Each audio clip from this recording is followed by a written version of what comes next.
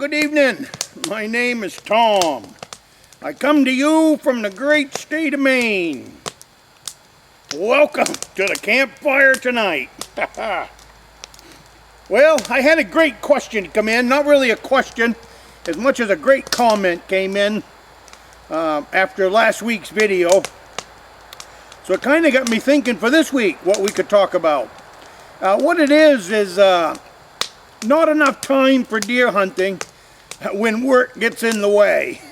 So, you know, all of us work. So deer season is something you really got to plan for.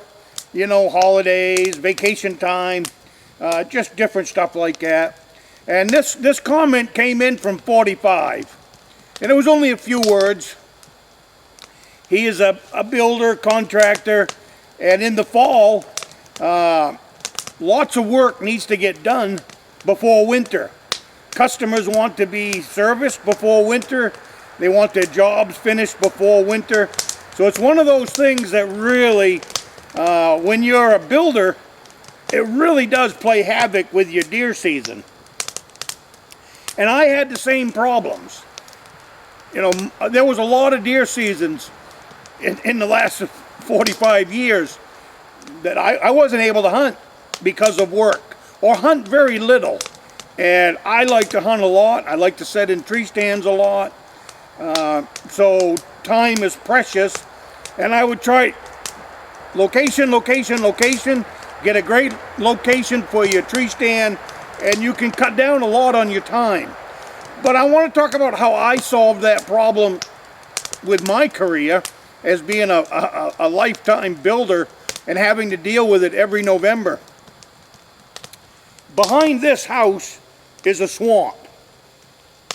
I had 5 tree stands back here, so that if I could quit early afternoon, I could slip into a tree stand really easy.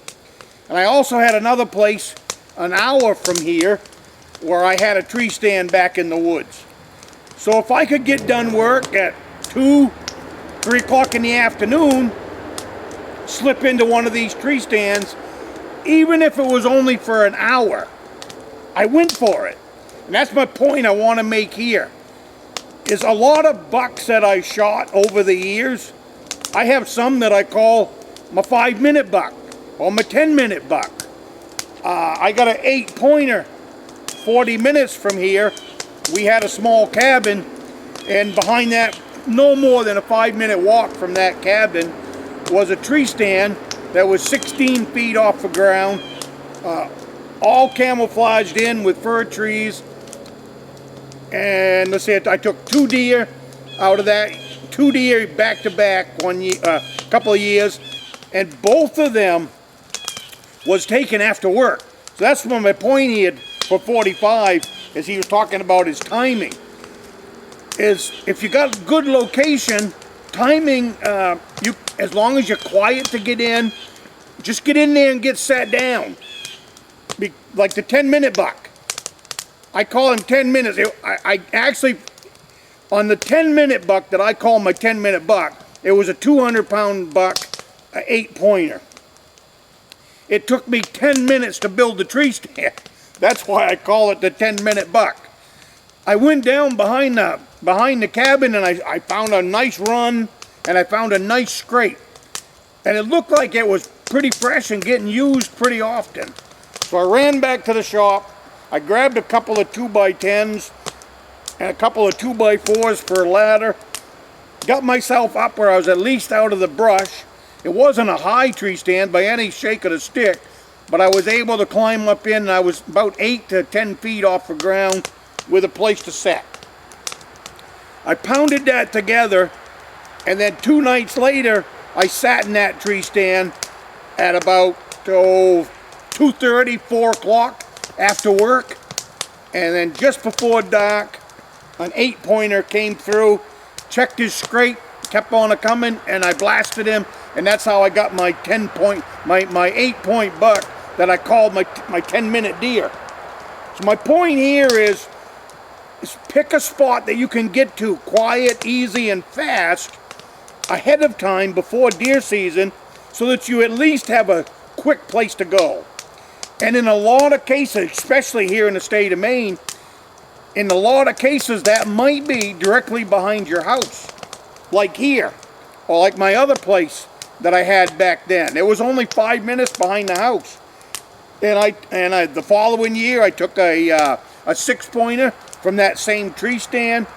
Like I said, sat there for 40 minutes and out that one came. So it doesn't sometimes take a long time, but it does take being in your tree stand at the right time. Which, you know, if you have any, you know, you get out of work at 4 o'clock in the afternoon, have a place that you can slip into, even if it's just for 30 minutes. It only takes a few seconds to shoot a deer, as long as you're in your tree stand. Clear your path, so it's nice and quiet to get into your tree stand. Make it quick, make it easy, and just go do it. Get out there, because you never know what might come through just before dark. And I've been playing by those rules for almost 50 years of deer hunting. Just pick a spot that you can get to quiet and get to easy. And like I said, same deal out here. These ones I had to canoe to, so you did have to allow a little bit more time. But once I got out of the canoe, you could see the tree stand. So that's how far I had to walk from the canoe to the tree stand. It wasn't very far at all. That meant I could slip in nice and quiet with the canoe, pull the canoe up on shore, roll it over, and then scoot through the woods to get to my tree stand. And I took a pile of deer out of this swamp that way. And I'm not one that's, you know, big on getting out there and moving around and turning the woods over. I just think you get more deer if you know, especially when you're on a time crunch. If you're on a time crunch, you need to just get into a hot spot, get in there, get sat down, and go that way. And it was the same way with the deer that we took, a couple of years ago with my grandson. We took that doe. We wasn't in the tree stand 5 minutes. We waited in the cabin. It was a really crappy day for tree stand hunting. We had 30, 40 mile an hour winds the whole time. I had my grandson there. And I just, you know, I told him, I didn't think we would see one, but I had to go out with him because he's sitting there waiting to go out. And I learned something that day. I learned that day, even when the wind is blowing 30 plus miles an hour, the deer still move around. And that's exactly what happened that afternoon. We got into the tree stand at 2 o'clock in the afternoon. We're going to sit there until dark. I hadn't even poured my first cup of coffee yet.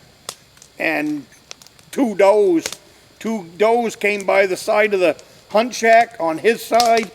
And I look up and there's 2 does 20 yards from the base of our tree stand.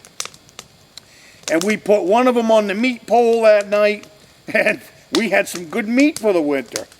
So that's just another example of waiting, timing, and just getting yourself into a good location and waiting it out, even if it's only 15, 20 minutes.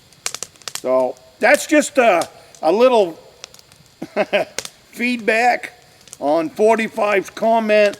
I read the comment 3-4 days ago and just been thinking about it ever since, because it's kind of been one of my golden rules to find a place to hunt that's less than a 5-minute walk from where you either park your vehicle or you live or your hunt cabin, anything. You might be sitting at your hunt cabin in a pouring rainstorm and have the rain stop at 4 o'clock in the afternoon. That's a really good time if you've got a tree stand that's a 5-minute walk from your cabin. That's a really good time to just quietly get out there, quietly get up in your tree stand and wait for your deer. I shot a lot of deer that way. I shot a 9-point up at the other cabin. I got into my tree stand, was about 1:45. At 5 minutes after 2, 2 does come by. 5 minutes after that, a 9-point buck came by. I hadn't been in the tree stand 25 minutes. So that's what I mean by just get yourself out there quiet.